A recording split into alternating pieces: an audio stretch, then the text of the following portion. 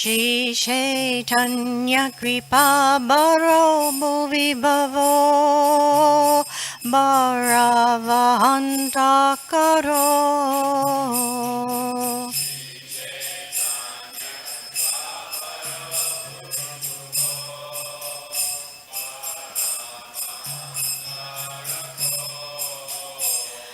Vande Rupa Sanatano Raghujago Shri Jiva Gopalago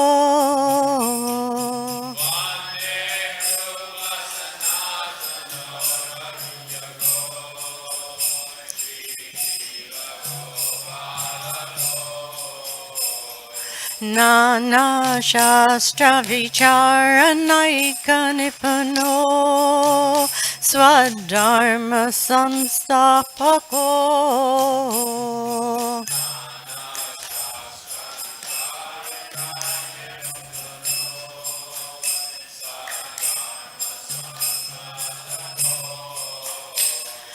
Lokanam hitakarino tribhuvane Manyo saranyakaro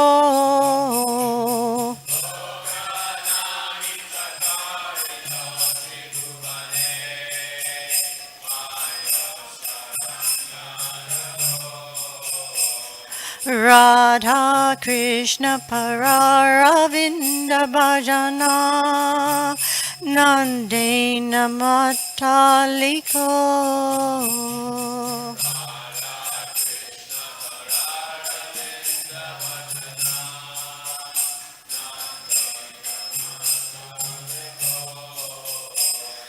Vande Rupa Sanatano Raghujago Shri Jiva Gopalago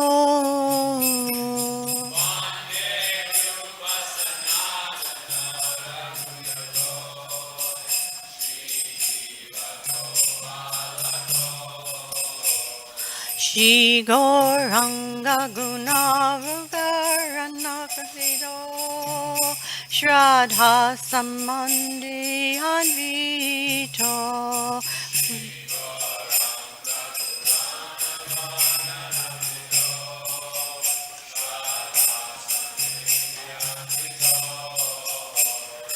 Papa Tapa Nikanito Tarunmitam Govinda Ganam Ritai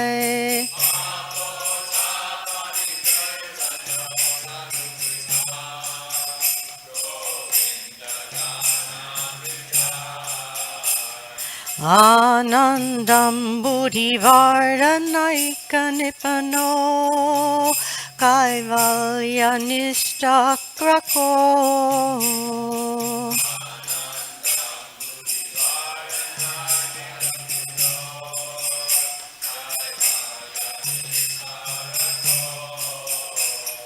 Vande Rupa Sanatana Raghujago Shri Jiva Gopalago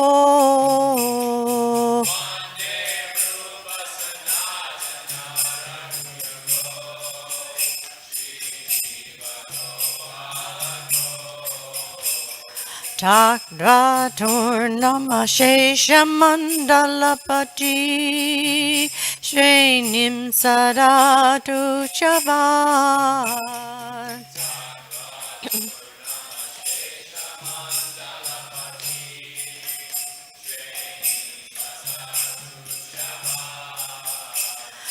Bhutmadina Ganesha Ko Karunaya Kopina Kanta Shrito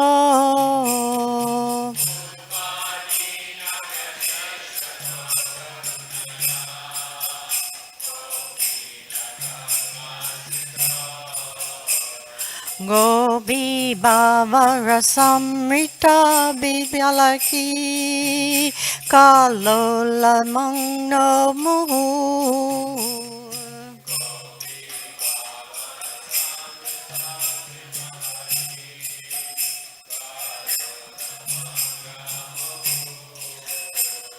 Vande Rupa Sanatana Raghujago Shri Jiva Gopalago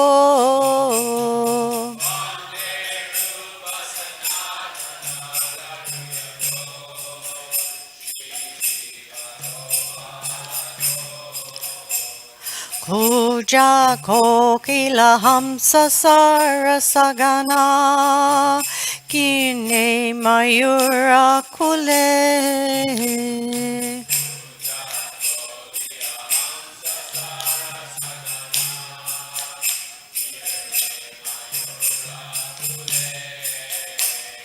Nana Rana Nibada Mula Vitapa Shri Yukta Vrindavane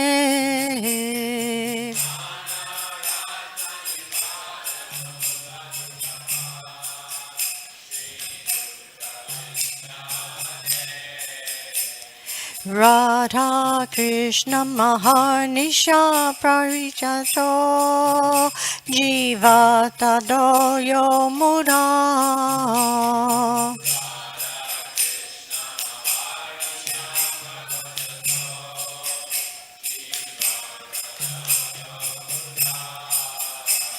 Vande Rupa Sanatana Raghujago Shri Jiva Gopalago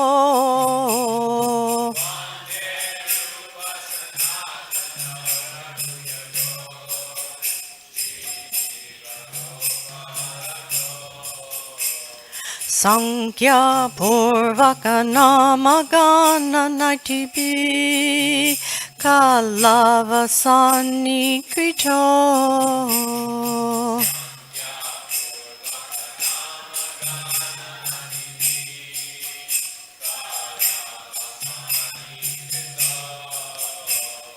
Niradhara Vibharakadi Vitajo Chaitanya Dino Chano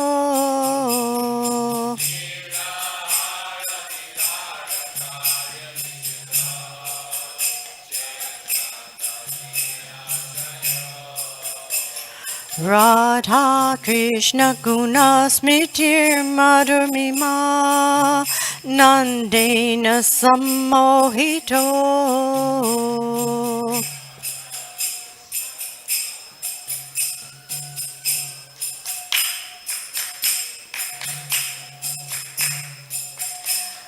Vande Rupa Sanatana Raghujago Shri Jiva Gopalago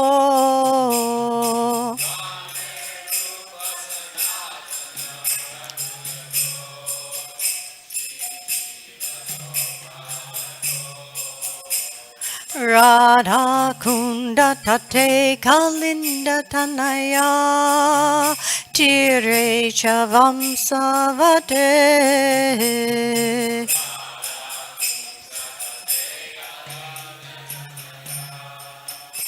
Tire Chavam Sivate Premo Madhava Sada Sesas Dasya Gatso Pramato Sada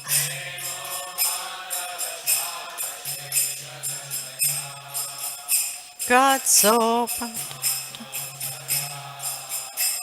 Gayanto Chakada Hare Gunavaram Bhava Biboto Mudha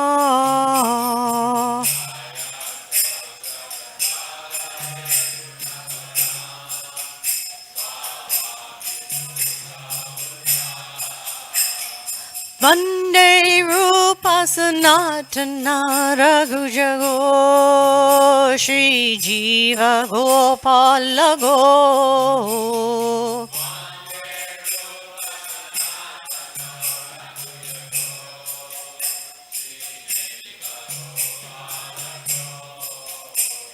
He Radhe Vraja Devake Shalalite He Nanda Suno Kuta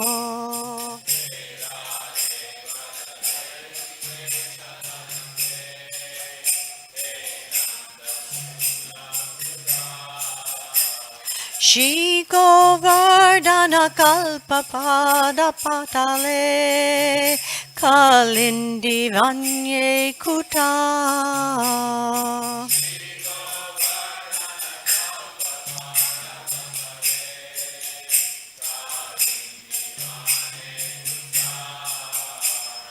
Goshanta Viti Sarvato Vrajapure Kedar Mahavir Balo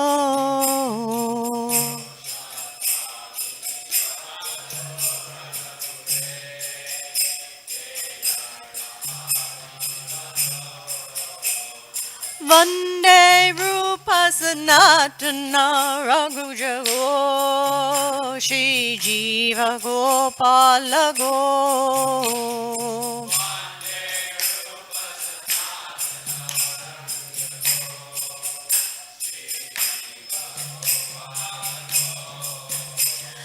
Vande Rupa Sanatana Raghujago Shri Jiva Gopala Go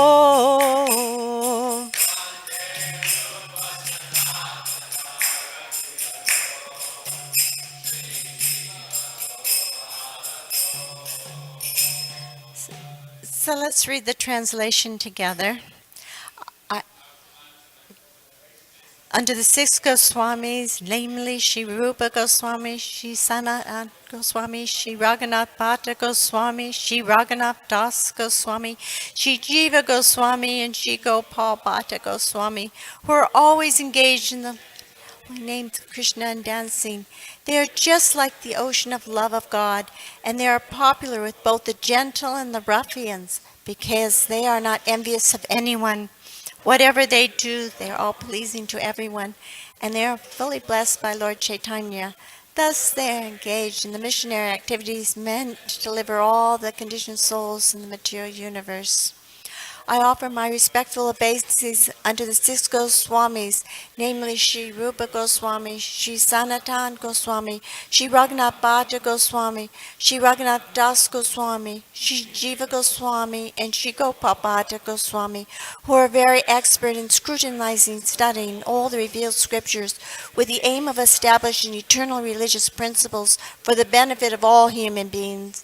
Thus they are honored all over the three worlds, and they are worth taking shelter of, because they are absorbed in the mood of the gopis and are engaged in the transcendental loving service of Radha and Krishna. Offer my respectful obeisances unto the six Goswamis, namely Shri Rupa Goswami, Shri Sanatan Goswami, Shri Raghunath Bhatta Goswami, Shri Raghunath Das Goswami, Shri Jiva Goswami, and Shri Gopal Bhatta Goswami, who are very much enriched in understanding Lord Chaitanya, and who are thus expert in narrating his transcendental qualities. They can purify all conditioned souls from the actions of their sins. Transcendental songs about Govinda. As such, they are very expert in increasing the limits of the ocean of transcendental bliss, and they are saviors of the living entities, towering mouth of liberation. Respectful obeisances unto the six Goswamis, namely Shri Rupa Goswami, Shri Sanatan Goswami, Shri Raghunath Bhatta Goswami, Shri Raghunath Das Goswami, Shri Jiva Goswami, and Shri Gopal Bhatta Goswami, who kicked off all association of aristocracy and signet. They order to deliver poor conditioned souls. They accept lion cloths, treating them as mendicants. They were always in the ocean of love. Krishna, and bathe always and repeatedly in the waves of that ocean. Of my respectful obeisances unto the six Goswamis, namely Shri Rupa Goswami, Shri Sanatan Goswami, Shri Raghunath Bhatta Goswami, Shri Raghunath Das Goswami, Shri Jiva Goswami, and Gopal Bhatta Goswami, who are always engaged in Radha and Krishna, transcendental land of Vrindavan, which is filled with peacocks.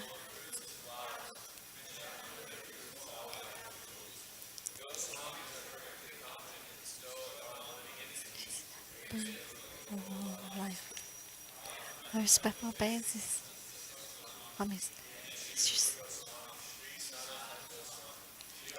Dat Goswami, Shri Raghunath Das Goswami, Shri Jiva Goswami, and Shri Gopalbhatta Goswami, who are engaged in the chanting of holy names of the Lord.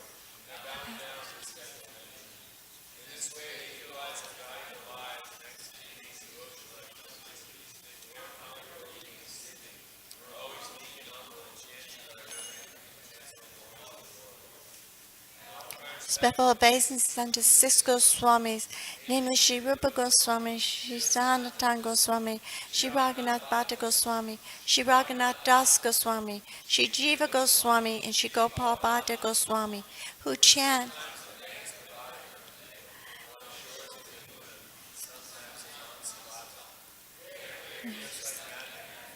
Baptism of Krishna, exhibiting different transcendental symptoms of their bodies, and they were merged in the ecstasy of Krishna consciousness. I offer my respectful obeisances unto the six Goswamis, namely Shri Rupa Goswami, Shri Sanatana Goswami, Shri Raghunath Bhatta Goswami, Shri Raghunath Das Goswami, Shri Jiva Goswami, and Shri Gopal Bhatta Goswami, who chant very loudly everywhere in Vrindavan, shouting, Queen of Vrindavan, Radharani, O Lalita, O son of Nanda Maharaj, where are you now? We are just on the hill of Govardhan, or are you under the trees in the bank of the Jamuna? Where are you? Oh, what's sitting Krishna consciousness? Jai.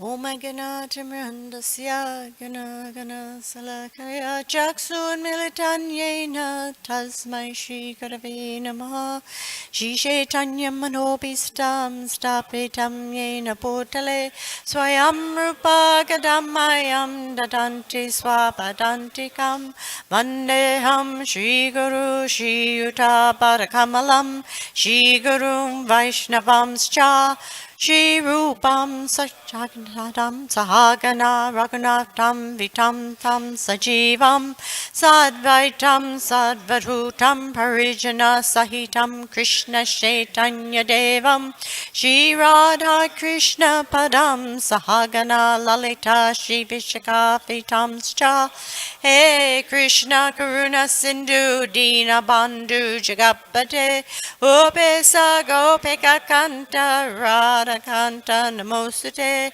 Tapta Kanchana Gorange Radhe Vindavanishre Vishabhanu Sate Devi Pranamami Pripre Chakalpa Truvyascha Kripa Sindhu Bevacha Patijanam Bhavanevyo Vaishnavevyo Namo Namaha Om Namo Bhagavate Vasudevaya Om Namo Bhagavate Vasudevaya Om Namo Bhagavate Vasudevaya Narayanam Namaskritya Naram Chaiva Narottamam Devim Saraswati Vyasam Tato Jayam Tudirayat Naishya Preshu Abhadreshu Nityam Bhagavata Sevaya Bhagavati Uttamasloke Bhaktir Bhavati Naishati Jai. So, just a couple words about Srila Jiva Goswami, who is a great scholar, great personality, one of the six Goswamis. He was also the nephew of Rupa and Sanatana Goswami. And as a baby, he received the mercy of Lord Chaitanya and was a brilliant scholar growing up. At a very young age, he renounced everything and went to Vrindavan to join his uncles, Sanatana and Rupa, where he took initiation from Rupa Goswami and took shelter of him. There's one pastime where these traveling pundits, they were materialistic, they came to Vrindavan. They were going around trying to acquire a great reputation, probably money was involved, and by conquering other pundits. And Rupa, of course, had a great reputation. And they tried to engage him in some type of debate, and he refused. His bhajan was more important than this nonsense contest. So they talked him into, or didn't talk him into it, but he agreed to sign a paper to say that they defeated him because he didn't want to be bothered with these materialists. And then they went around showing everyone, look at, we defeated Rupa Goswami. When Jiva Goswami heard this, he became outraged. This was his guru. So he went and he says, wait a minute. You haven't really debated with Rupa Goswami, but why don't you debate with his humble disciple? So he did. He debated with these nonsense pundits, and he defeated them brutally. It was a wipeout. Another time, actually, Rupa Goswami had given a manuscript he had written to Baladev Goswami to review. They were contemporaries. This was common. And Baladev was on the bank of the Radhakund, and he read some of this manuscript, and he found some discrepancies. And Jiva Goswami was there. And Baladev Goswami said, I don't think Rupa Goswami is understanding this so well. And he elaborated.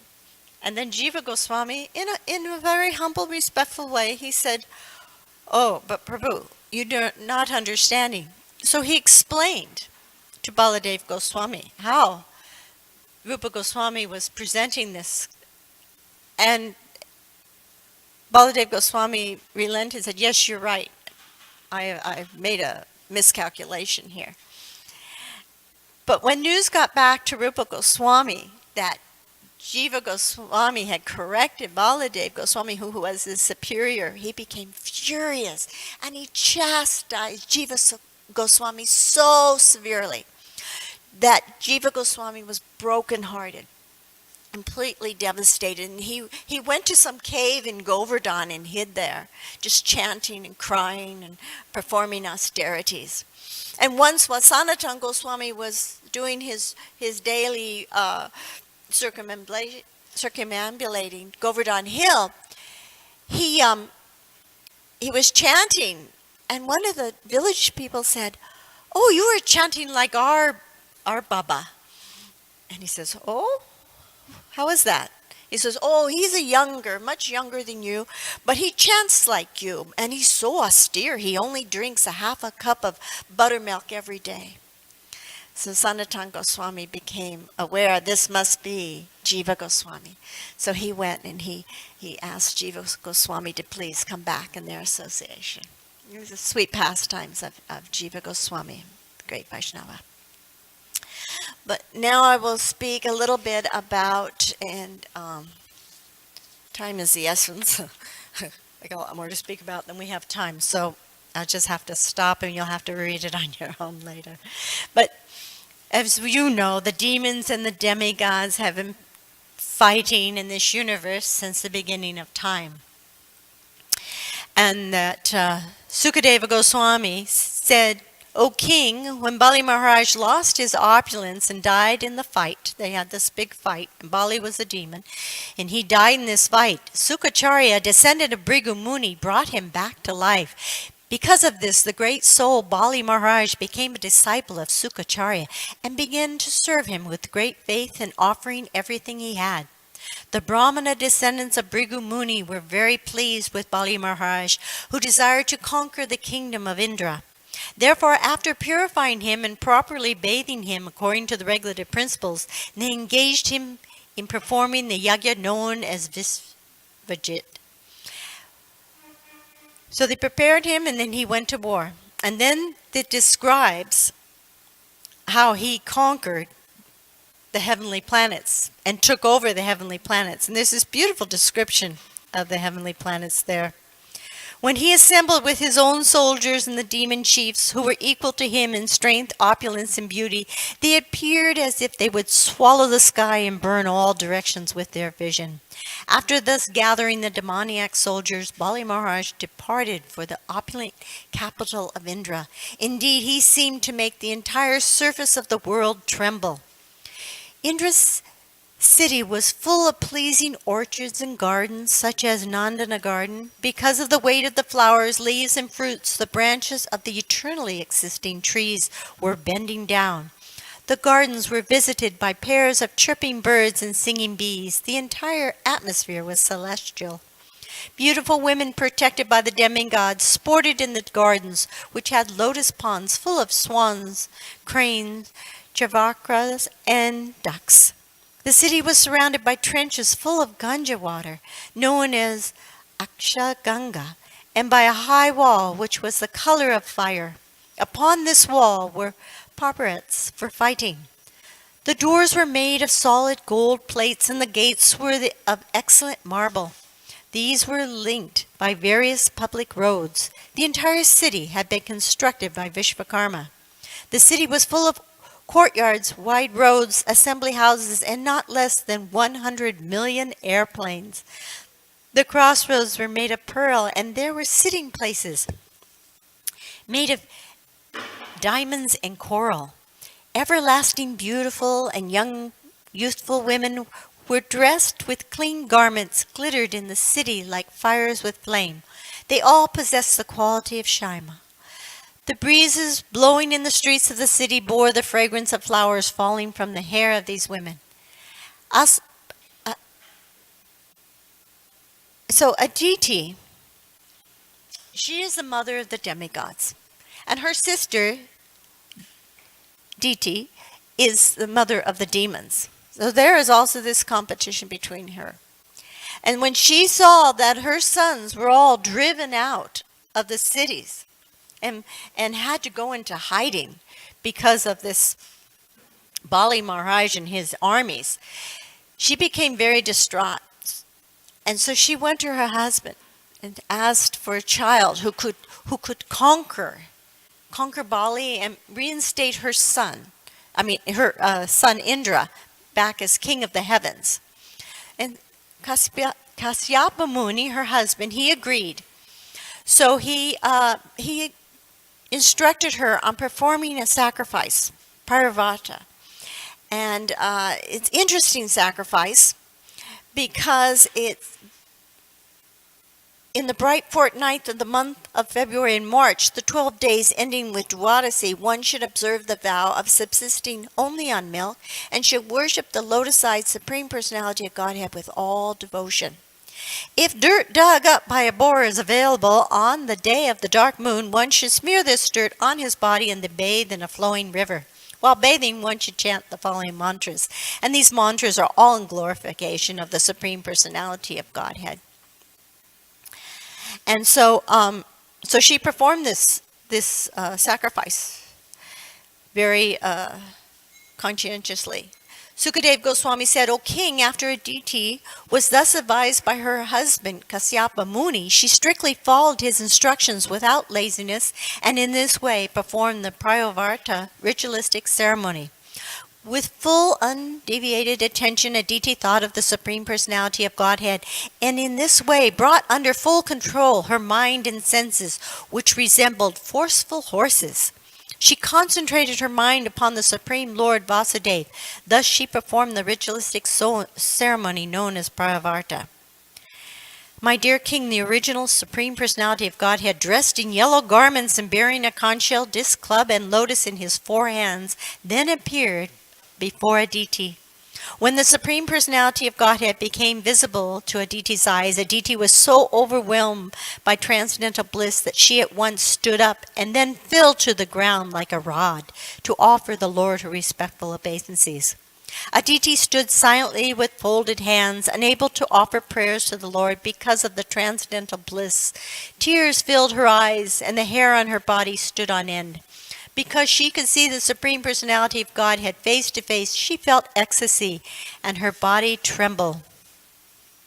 So Aditi went on for some beautiful prayers. These are all in the 8th canto, 17th chapter. And the Supreme Personality of Godhead then said, "O Mother of the demigods, I have already understood your long-cherished desire for the welfare of your sons who have been deprived of all opulence and driven from their residence by their enemies. O Devi, O Goddess, I can understand that you want to regain your sons and be together with them, to worship me, after defeating the enemies in battle and retrieving your abode and opulence. You want to see the wives of the demons lamenting for the death of their husband, when those demons, the enemies of your son, are killed in battle by the demigods, of whom Indra is the chief. You want your sons to regain their lost reputation and opulence and live again on their heavenly planet as usual. O mother of the demigods, in my opinion, amongst all the chiefs of the demons are now unconquerable, for they are being protected by Brahmanas, whom the Supreme Lord always favors. Thus the use of power against them now will not at all be a source of happiness. Yet because I have been satisfied by the activities of your vow, O goddess Aditi, I must find some means to favor you. For worship of me never goes in vain, but certainly gives the desired result according to what one deserves. You have prayed to me and properly worshipped me by performing the great Prayavarta ceremony for the sake of protecting your sons. Because of Kasyapa Muni's austerities, I shall agree to become your son and thus protect your other sons. Always thinking of me, situated within the body of your husband, Kasyapa, go to your husband, worship him, who has been purified by his austerity. So, he then appears again out of the womb of Aditi. But before that, Lord Brahma went and offered prayers, which is similar to how Krishna appeared. The demigods came and offered prayers. So then Lord Brahma offers beautiful prayers. And then Sukadeva Goswami says, after Lord Brahma had thus spoken, glorifying the Supreme Lord's activities and powers, the Supreme Personality of Godhead, who is never subject to death like an ordinary living being, appeared from the womb of Aditi. His 4 hands were decorated with a conch shell, club, lotus, and disc. He was dressed in yellow garments, and his eyes appeared like the petals of a blooming lotus. The body of the Supreme Personality of Godhead, blackish in complexion, was free from all inebrities. His lotus face, decorated with earrings resembled sharks, appeared very beautiful, and on his bosom was the mark of Srivatsa. He wore bangles on his wrists, armlets on his arms, a helmet on his head, a belt on his waist, a sacred thread across his chest, and ankle bells decorated his lotus feet. An uncommonly beautiful garland of flowers decorated his bosom, and because the flowers were extremely fragrant, a large group of bees, making their natural humming sound, invaded them for honey. When the Lord appeared wearing the Kastuba gem on his neck, his effulgence vanquished the darkness in the home of Prajapa Kasyapa.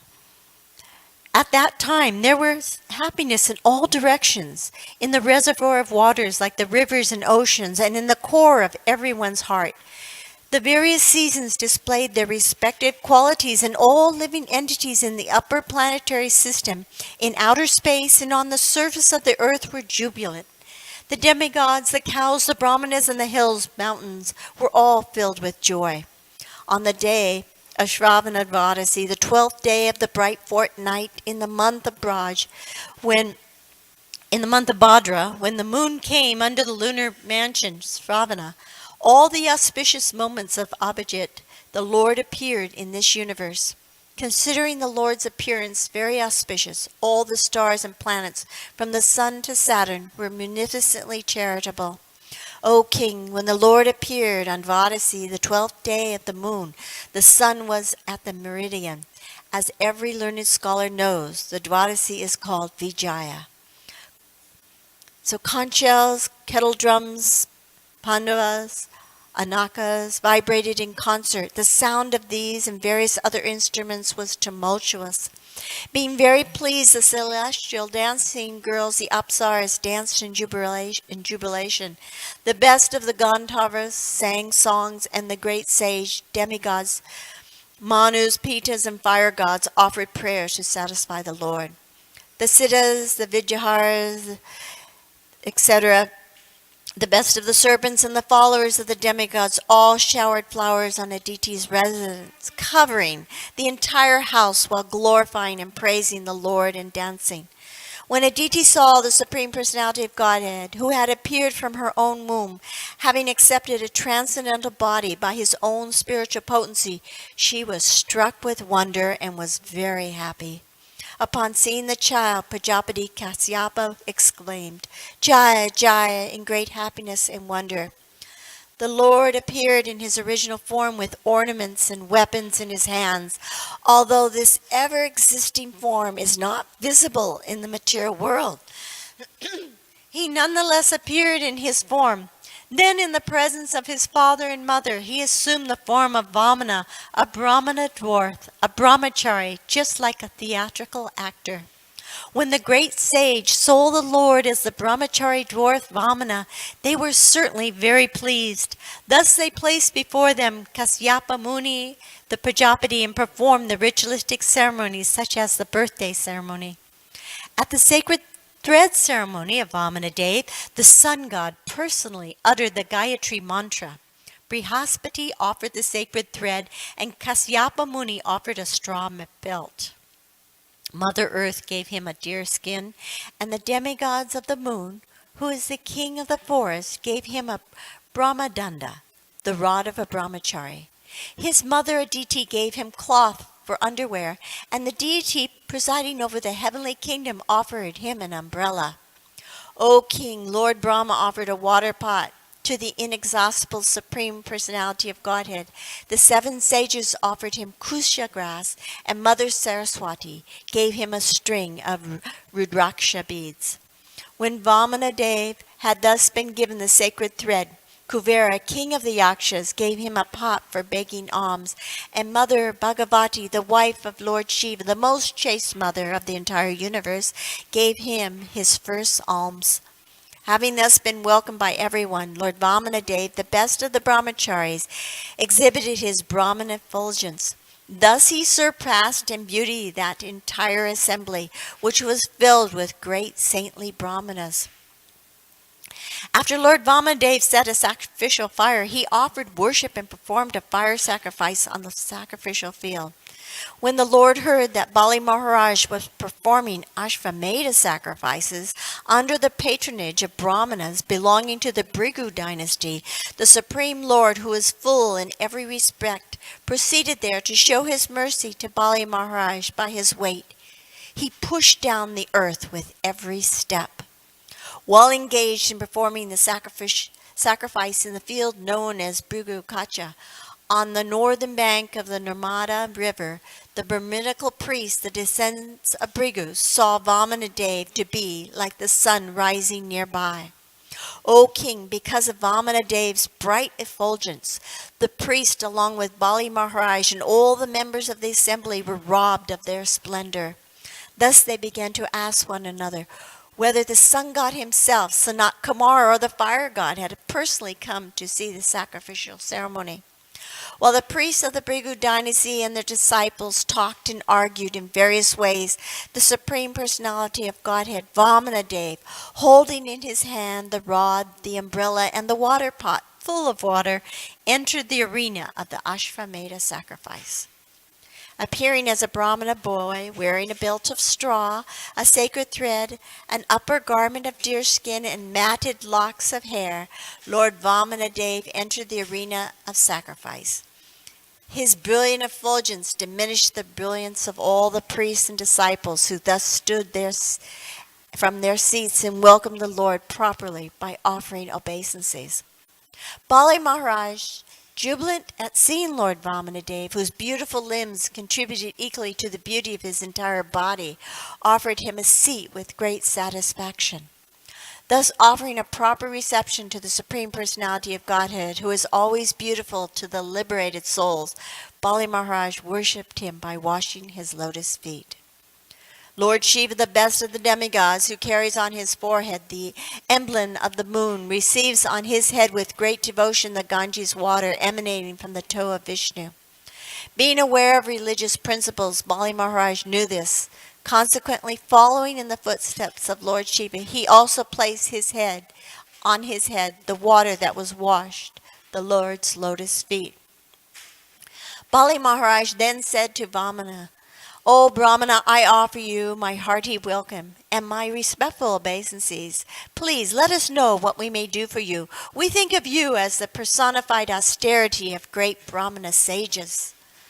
O my Lord, because you have kindly arrived at our home, all our forefathers are satisfied. Our family and entire dynasty have been sacrificed, and the sacrifices we are performing is now complete because of your presence. O son of a Brahmana, today the fire of sacrifice is ablaze, according to the injunction of the Shastra, and I have been freed from all the sinful reactions of my life by the water that has washed your lotus feet. O my Lord, by the touch of your small lotus feet, the entire surface of the world has been sanctified. O son of a Brahmana, it appears that you have come to ask me for something. Therefore, whatever you want, you may take from me. O best of those who are worshipable, you may take from me a cow, gold, a furnished house, palatable food and drink, the daughter of a Brahmana to be your wife, prosperous villages, horses, elephants, chariots, whatever you desire. Sukadeva Goswami continued, when the Supreme Personality of Godhead, Vamana, heard Bali Maharaj speaking in this way, he was very pleased and satisfied, for Bali Maharaj had spoken in terms of religious principles. Thus the Lord began to praise him. So the Lord does go on to praise him, praise his dynasty, because he comes from the dynasty of Prahlad Maharaj, and his great grandfather was Hiranyakasipu, and his grandfather is Prahlad Maharaj. So he goes on to praise him, and then he goes on to request just 3 steps of land. And he has little feet. And Bali Maharaj, I'm just going to tell this because to read it I think will take too long. Bali Maharaj starts to chide him and say to him, how can you ask for only 3 steps of land? You must not be very intelligent, because you can have anything from me. I own the whole universe. So you could have anything you want. You just have to ask for it. And you should ask for whatever you may need for the rest of your life, so you'll never have to ask again. So he goes on in this way. But then Vamana comes back and he tells him that, it's not good for a Brahmana to ask more than what he requires. Otherwise, he gets entangled in the sinful reaction of taking too much. So he goes, I just require, I'll be satisfied with 3 paces of land. And so Bali Maharaj, so be it. You may have 3 paces of land. And at this time, his guru, Sukacharya, comes forward, and he tells him, "Don't do that. You have to get out of this deal you made with Vamana, because he is none other than the Supreme Personality of Godhead who killed your grandfather Hiranyakasipu. He's very tricky. You can't trust him. He will take everything from you." So Bali Maharaj, he counters his guru and tells him, "But you have taught me religious principles, and to be a cheater is not a religious principle, and he's a Brahmana. I'm definitely not going to cheat a Brahmana, because everything is lost then." So he goes on like this, and he rejects his guru, and this is a very significant message in this part of the Srimad Bhagavatam about him rejecting his guru. And so then at that point, they start offering the formality of offering the 3 steps of land. And then Vamana, he takes his first step. But while he's taking his first step, his body is expanding. Maybe I could just have a minute to read that. It's so beautiful.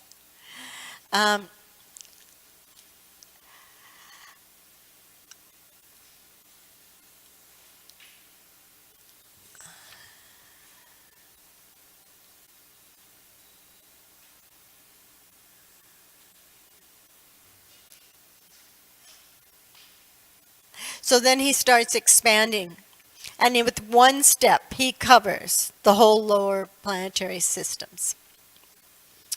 And then with the 2nd step, he covers the whole heavenly systems. His arms cover in all directions.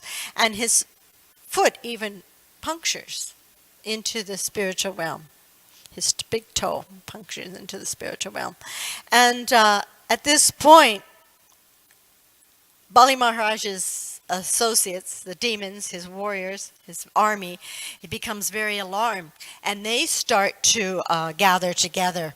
And at that very same time, it's interesting because Vamana Dev, Krishna's associates, such as personification of Sudarshan and Pankajanya, his conch shell, and all his weapons, they all personified, and they come forward. And so then the enemies start attacking Vamana Dev, and immediately they're being killed. And at this point, Bali Maharaj stops them. And he says, no, you cannot go on killing because this is a bad time for us. This is no time for us to do this. So they stop, but they run away.